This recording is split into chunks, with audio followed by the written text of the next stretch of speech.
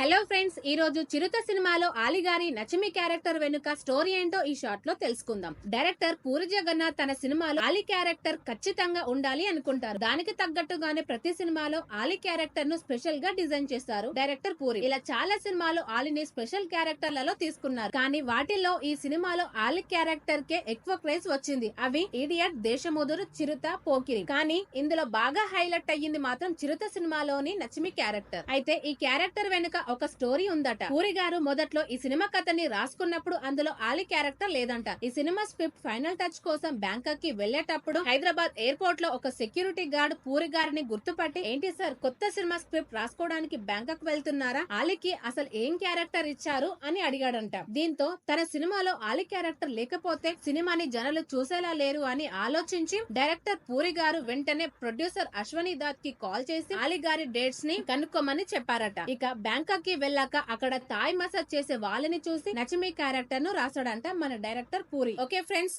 ఆలి నటించిన నచిమి క్యారెక్టర్ మీలో ఎంత మందికి నచ్చిందో కామెంట్ చేయండి.